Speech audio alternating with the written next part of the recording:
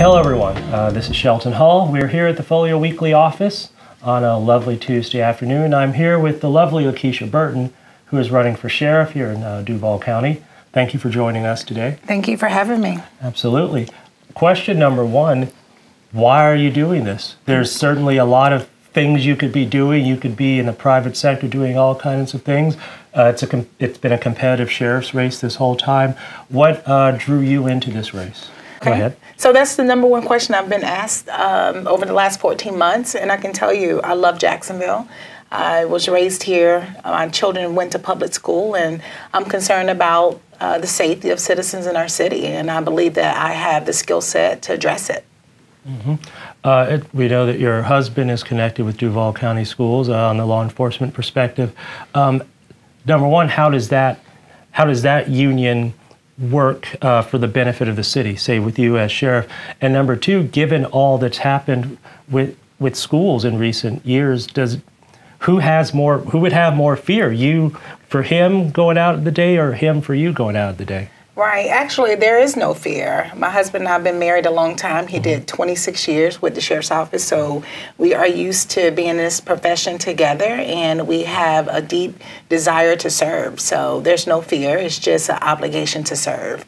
So in regards to all the things that's happening in the schools, this Jacksonville Sheriff's Office has a really good relationship with the school board, police department. They have excellent leadership. They have great resources to keep our kids safe, but we are partners to address any issue that may transpire in the schools.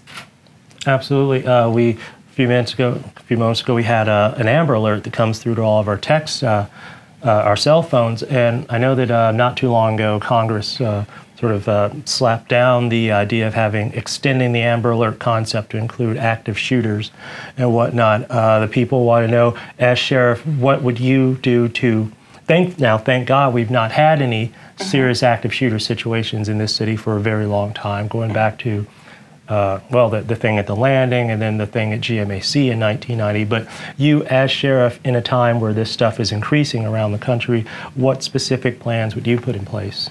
Well, we have done a tremendous job with education and training. Training is crucial. So not only do we train our officers, we train with other entities such as the school board, police department. So what I can tell you is that we are prepared. If there's any, God forbid, any active shooter incidents happen, we won't hesitate to go in. So whether it's the schools or the movie theater or the mall, we are properly trained to go in and eliminate the threat. So we are hopeful that that never happens here, but we are certainly prepared. Absolutely. And thank you to the crack team at Folio Weekly for actively shooting us as well as they are right now.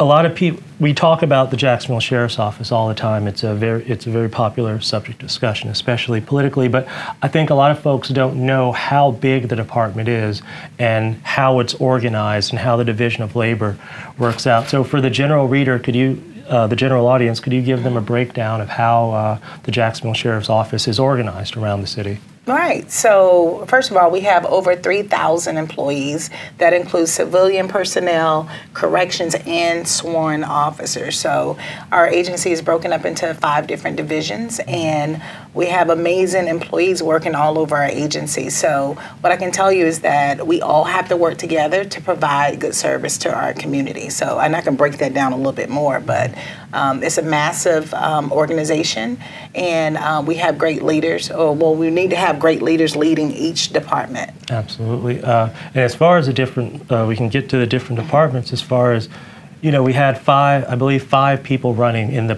primary for this special election, all of whom were veteran JSO officers, very different skill sets. Tell us a bit about what your specific background is and what your skill set is that's made you so competitive, because let's face it, you jumped in first, you were the front runner to begin with, and you're in the runoff now. So tell the people about what you bring to the table that makes you special. All right, so I jumped in first because I lead from the front. So, and that's what we need in our agency, somebody who's going to be visible, accessible, and accountable to the citizens of Duval County. What I bring to the table is a life experiences from my personal personal life and professional life that has prepared me to run the sheriff's office. So for 24 years I've served. I was in a supervisory leadership role early on in my career. 18 years of my 24 I was in a supervisory role. During that period of time, I've earned my master's degree in criminal justice. I was the first female executive director to run the Police Athletic League, which is JSO's signature nonprofit. Actually, it's a program. Tremendous organization. It saved my life. So, and I had the pleasure of being appointed to the sheriff's staff as an assistant chief, and I was over the community engagement unit for 2 years, and also as a zone commander. So, the main difference between me and now my one opponent is I'm the only candidate that has a proven record of being able to reduce crime, but also I've had a tremendous career in bridging the gap between law enforcement and our community, and I believe that's what we need more now than ever before. Absolutely. One thing we've seen I could be wrong, but statistically it seemed like a gradual uptick, number one, in minority representation within law enforcement around the country, and in particular representation of black women, well, women in general, but black women specifically within law enforcement. Speaking as a black woman poised to be a sheriff potentially here in Jacksonville, that uptick in representation, is that the result of deliberate recruitment efforts by the departments around the country, or is that the ladies and the minority groups stepping up and seizing upon it for themselves? 100% stepping up. Women of color being deliberate about ensuring that we have a seat at the table. I think that it's important to have that perspective and ideology at the table. You know, and the research says that women in law enforcement have the skill set and ability to connect with the community, you know, maybe because we're mothers, you know, so we're disciplinary and we also are nurturers, so there certainly are some benefits to that.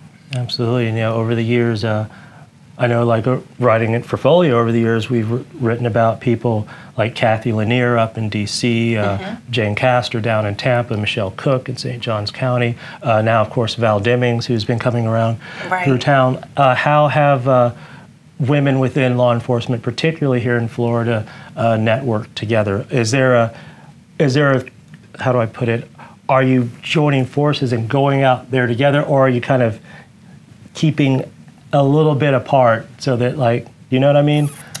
Well, what I can tell you is, like Michelle Cook, she came up through the ranks at JSO, so obviously women like her, they paved the way. So I certainly think there can be a lot more collaborative relationships among women. It's still very few, but that is increasing. You know, there's roughly about 12% of the workforce, sworn officers, 12% of women represent the sworn workforce, so, and only roughly 3% in leadership roles, so we got work to do. But I would say that, you know, because we talk about this a lot, because I'm the first woman to run for sheriff, but not only first woman, I'll be the first African-American woman in the state of Florida. But it's more than that, you know. People, they'll look at your gender, your race, your party, but this race in JSO, in our city, is so important. And what voters will be voting for is who is the most effective leader to lead our agency. So, and all these other things are pluses. That's right. This does present a unique opportunity to rebrand the city for national audiences. You know, we're building up to a storm right now, Hurricane Ian, not to be confused with any of the Ians we know here in Jacksonville. Hopefully the storm doesn't come through, but with all this buildup, as it happens periodically, we know about the role of the mayor, emergency management, the fire department. In say, a storm situation, what is the role of the sheriff and the sheriff's department in something like this? Well, the role of the sheriff is always to make sure that the citizens of Jacksonville are protected. So we work hand in hand with our government officials. And preparation for storms or any other critical incident, it doesn't happen days up to it happening. We are constantly training and preparing. So this is a time where collaborations and partnerships are essential, so we can all be on the same page, and information is sharing, and we're getting that information information out, and obviously to the men and women who work at the sheriff's office as well. So many times the officers are mandated to work, and a lot of them are away from their families, so it gives them opportunity to prepare their families while they prepare to come to work to keep the citizens safe. Yeah, and it's pretty cool how this isn't total crisis now, but but in situations like this, like a lot of the politics kind of gets put to the side for a moment, and like that's right. People kind of join forces, and that's a nice thing. In this city, and not just this city, but around the country, the black community, especially black men, are super standoffish about even talking to the cops, being seen around them, engaging with them. I've talked to people that won't even vote for the sheriff. They'll vote for everything else, but they won't vote for the sheriff's race because they don't want to be seen in the streets as having an opinion. People will be like, "Oh, you know a whole lot about the sheriff's race, don't you?" Like that. People will literally get killed over that. I have friends that have been killed simply for being like accused of talking to the police. That's like in the streets. That's fighting words. If someone says, "Oh, I saw you talking to a cop," it's like, well, I gotta shoot that guy, or you gotta do something. As sheriff, what would you do number one, to the extent that anything can be done, what would you do to re-engage the black community, particularly out on the north side, these areas that are kind of considered like dead zones, not dead in the sense, not as bad as Chicago, where there's whole blocks in Chicago where no one rides through at all. Right. So first of all, I'll say this. This is a very complex situation and concern with so many different layers.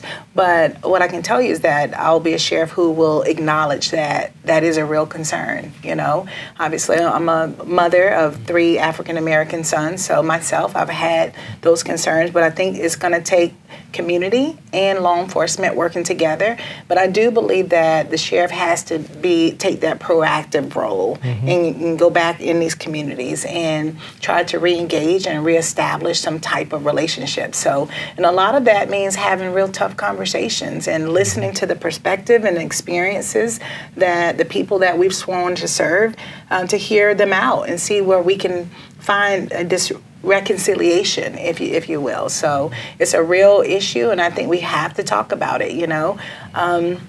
When the incident with George Floyd happened, there was a lot, the aftermath of that. There was a lot of conversations. There was a lot of things taking place within police departments. They started having these conversations, policies were changed, and that has to be ongoing, because when you look at what's going on in terms of violent crime in our city, actually it's spread over the years, but historically you have those, we call them hot spots, violent crime areas, and they typically are your urban areas. So when you think about it, you have a criminal element many times in these communities, because you have gang activity, drug activity, but you do have good people that live in these communities. They're afraid of retaliation, but then they don't have a good relationship with law enforcement, and you have a lot of people living as prisoners in their homes. So it's unacceptable. So we have to address it head on and have these real, many times uncomfortable conversations. We have to get comfortable with having them, and I'll do that. That's right. Jacksonville gets this reputation as we're always hearing murder capital of the South and all this blah, blah, blah. And certainly we have certain unique things. Personally, I think just the sheer size of the city creates logistical problems as far as law enforcement. But from your perspective as a police officer, could you explain to the audience how do I put it, yes, we have a lot of murders in Jacksonville, but this is a national problem, and this problem sort of finds its own expression based on the individual city. Miami's got a problem, Atlanta's got a problem, Houston's got a problem, Chicago's got a problem, New York's got a problem, and they're all sort of a similar problem, but they're different depending on the individual city. What is it about Jacksonville, Florida, that makes us stand out in the national media as far as our crime problem?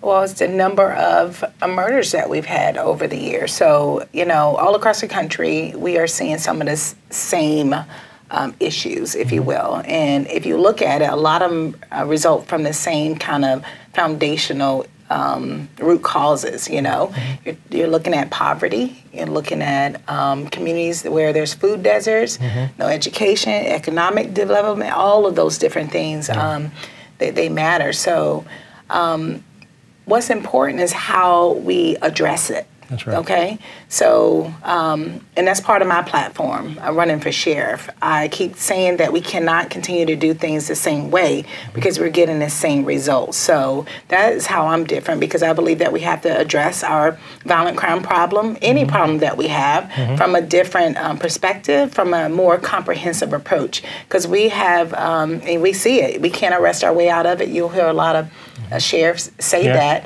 but what are we doing differently? So I think that I have a proven record just to prove that what I was able to do as a zone commander in the Arlington Beaches area, it worked. That's right. And part of that was investing in our young generation of officers. I don't know if you know that 70% of our workforce is very new. They have 7 years or less on the agency. So what better time to really change a culture of policing, but also make sure these officers are well developed and have all the tools to be able to successfully serve our community. And one of those things is really community engagement, community policing. A lot of people talk about that.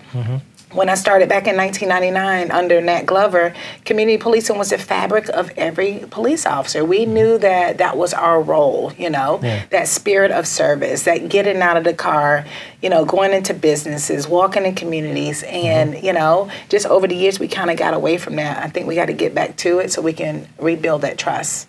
Absolutely. Running for sheriff, and yes, you are. You know, the primary in August 23rd was, about 7 months before anyone expected for the primary to happen. How much did that change your game plan? I mean, you were kind of the front runner anyway, but knowing that it was the primary is happening in August as opposed to March, and then knowing that whoever wins in November has to come back around and defend it again in March, has that changed the way you campaign, or just the way I'm sure you had to like run a lot faster than you might have planned to? Yes, literally, we had to take our 10-month timeline and crunch it up into 2 months. I think the good thing about me is because I started so early, so I had a really good foundation in infrastructure. So, you know, things happen. You got to be able to readjust and adapt, and that's what we did. It never changed my desire and passion to you know, see the change that I want, that we need in the city. So we just got to work. True. And I know that you, of course, you have your plan from day one for what you want to do as sheriff coming in. But for you or for any sheriff's candidate, and I don't know how much it may be different in Jacksonville than other cities, but how much are you able to do as sheriff, and how much is the department able to do without, how do I put it, to what extent is the outcome of the mayor's race and or the governor's race going to impact your ability to act as sheriff? Like if you're the next sheriff, will your ability to run the department be in any way dependent on who becomes the next mayor? No, I think that historically the sheriff and the mayor have had really good relationships. That's going to be important, no matter who the sheriff is, no matter who because the general public tends to think that they both work in lockstep. Right. Well, the mayor, often the city council, they approve our budget, so that's important. But I feel very confident that I'll be able to work with any of our government officials. That's very important. Absolutely. If you could break down for the general audience, what's the JSO budget like, and say what's the starting pay, and you know what's that general range, like what's the high end?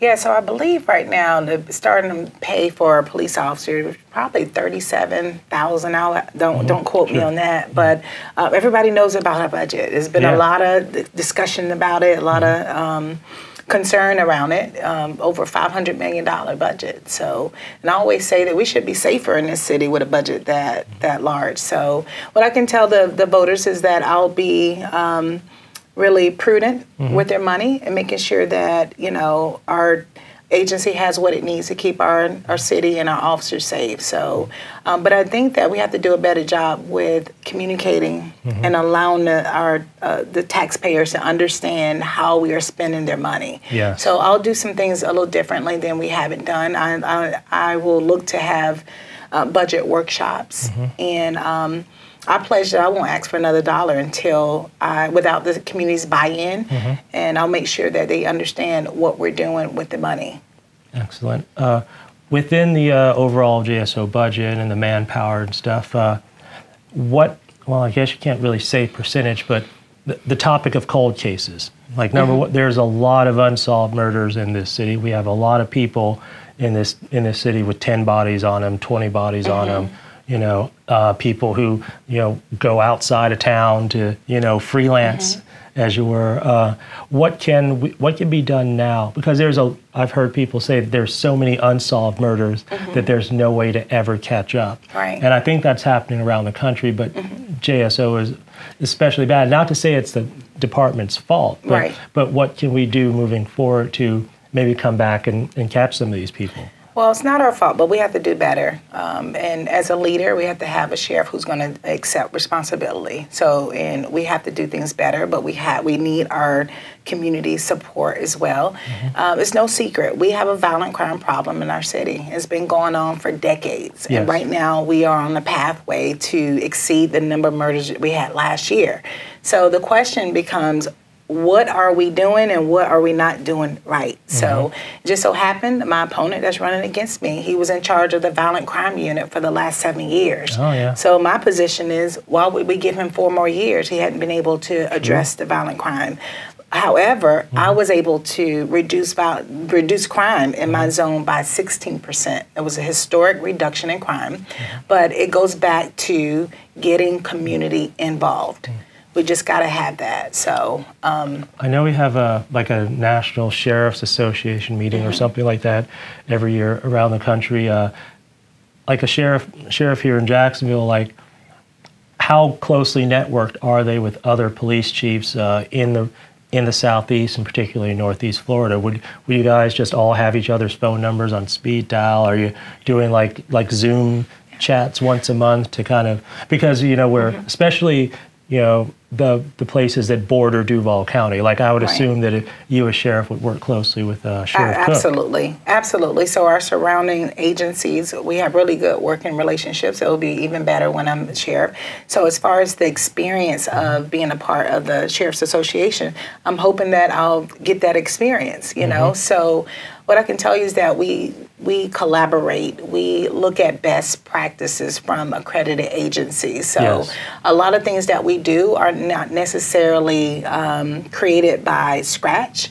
There are other agencies with great models. So that's what we do. We work together collectively and see what works and what don't work. So I think that will continue. And you know, techniques like that, it's never a one size fits all. You know, like what works in Philly isn't necessarily going to work in Hoboken or something. Absolutely, even in our city. You know, our city's broken up into 6 different zones, so you have a different. How different are the zones in terms of how, like the different zone commanders, like how different would they have to be? Yeah, so I think that's one of the problems, that the different zone commanders are so different. I think I want to make sure that there's more uniformity in that. What I was able to do in Zone 2, we should be able to replicate that all over our city. But that will, we will need, you know, the other zone commanders to kind of think along the same lines and kind of implement the same processes. But every zone is different. Some areas, they have more concerns about the homeless. On the other side of town is drugs, is violent crime, you know, so it just varies. So what we have to do is have officers who know their community, who know the people in the community, and what you do is you customize what the approach is going to be to provide the solutions for the problem. That's right. We know with violent crime in this city, everywhere, particularly Florida and particularly the homicides, a large percentage of that is domestic violence related. We have a problem in this city where, you know, restraining orders don't mean anything, orders of protection don't mean anything, and a lot of times whether it's a domestic violence related situation or, you know, you go downstate, some of these mass shootings, a big common thread is restraining orders and orders of protection that are not working. What can the sheriff's office do moving forward to protect women, you know, that are doing the right thing? Like they haven't given in to the temptation toward vigilante justice. They're still trying to do things the right way, but people are dying as a result of that. What can you do to sort of instill more confidence in women? So I'm very passionate about that topic, and I talk about how we're going to address this violent crime. First of all, we have to get these criminals off the streets that have these illegal guns. We need to get the criminals off the streets that have outstanding warrants. But also I talk about this need to have more awareness and prevention around domestic violence victims. So I want to work more closely with victim advocates and our state attorney's office to look at those policies to help protect and lower that number of, because we had it increases every year, seems like, to domestic violence murder. So it certainly is will be a priority for me. Absolutely, and another buzzword lately has been accountability within police. You mentioned George Floyd earlier. We've had situations all around the country. Our publisher John Phillips has represented a couple of people that have been on the wrong end of police guns over time. You know, we've had some candidates talking about police accountability. I mean, I forget the word. The police review board, citizen review board, and things like that, which means different things in different places. I say that too. What's your perspective, and for the general audience, how for your purposes, how would you define civilian review board? And of course, if it was, well, I don't know how much it's up to you as sheriff in theory to put that in place, but if it was entirely up to you and you could write your own ticket that way, how would you organize something like that? Well, first let me just say that we ought to be held accountable. Officers, but the community as well. So just like you said, citizen review boards, it means different things to different people. I've been all over this city and I've talked to so many people, and it's amazing how over politicized and polarized that term has become. But me personally, I don't agree with citizen review board. I believe that it's very difficult for the layperson to understand without the knowledge of the law and have never walked in the shoes of a police officer to understand those quick second decisions that we have to make. However, I do believe that we should be elevating the voices of the people, you know, and really being transparent, and I plan to, on all critical incidents, that the public will hear directly from me as your sheriff. So, but also, I believe that it's such a divide in this city. I've been talking about how we have two cities in one, you know. There's a part of the city that has this high, they are, high ratings about, high approval ratings for JSO, but then you have this community that feel like they have been, overly policed and not seen or heard. And the more people see the police, the less likely they are to like the police. That's right. So, and we have to address that. So one thing I think in terms of transparency, and I've been talking about this, a lot of this concern stems from the officer-involved shootings and the lack or limited information that's been provided to the community. So, of course, we have our public records requests and all that, policies. But I think that the first thing we should do to rebuild that trust is to give our officer-involved shootings over to the Florida Department of Law Enforcement. Because what I hear from people, they're saying the police is investigating the police. JSO is investigating the JSO. So I think one of the first steps we should do is FDLE should not only handle use of force on the job, but off the job, domestic stuff involving police, because they statistically have a higher likelihood of shenanigans, shall we say, than the general population. I think referring that to FDLE as well. I think so too, and they already covered numerous counties, and I think JSO is one of 5 agencies that they have not been in charge. So I think that's the first step, to really that transparency, but also having a leader who's going to be out on the forefront, and I'll be that. I tell people all the time, I'll be visible, accessible, and accountable to the people. Now, in a city like Jacksonville, here in Northeast Florida, people are sometimes driving from one county to another, so they're crossing over jurisdictions every day. And we've got the FDLE here, we have the FBI here, and other law enforcement organizations. How does that hierarchy work out? Like, who pulls rank on the other depending on what situation? Yeah, so we're all are independent. We stay in our lane. So, and I tell people all the time, I'll be the sheriff, and I'll work closely with, in conjunction with our mayor's office, our state attorney's office. But the sheriff is the chief law enforcement officer of Duval County, and my job is to make sure that people's rights are protected and people are safe. And to work collectively, obviously, with our local entities. So we work hand in hand, obviously, with the FBI and state attorneys every day. It's just we cannot perform without each other. We have a big part of our audience that supports like the cannabis community. That's why the paper is printed on rolling papers, not really. But like, what is your take on cannabis? We have medical marijuana here, and they're working slowly toward full legalization. I know that cities like Miami, New York, Washington, D.C. are pretty much not arresting people for general possession. How is that trend going in Jacksonville, and where would you take it forward as sheriff? Well, as a candidate, we're often asked about our personal thoughts. What if, and what I can say is, again, my job is to enforce the law, not make the law. Yes. So whenever legislation is passed and that becomes a law, my job is to make sure that it's implemented in our policies, our officers are trained, and they're held accountable. Yeah, so it's City Council's ball, really. That's right. That's Absolutely. right. Well, thank you very much. Thank you. I'm Shelton Hall. This is Lakesha Burton. Make sure to come out and vote November 6th. Is that November 8th. November 8th. Yes. Thank you for telling me. Thank you. Early voting, October 24th. That's right. Thank you very much. And I think we've got another few weeks to still register to vote if you haven't registered to vote in Duval County. If you haven't, and even if you're not, you should vote in November, but we have local elections coming around in March, and then, of course, all the 2024 stuff. So jump on in. You'll be seeing more from her and more from us in the weeks ahead. Thank you very much. Thank you. All right. All right.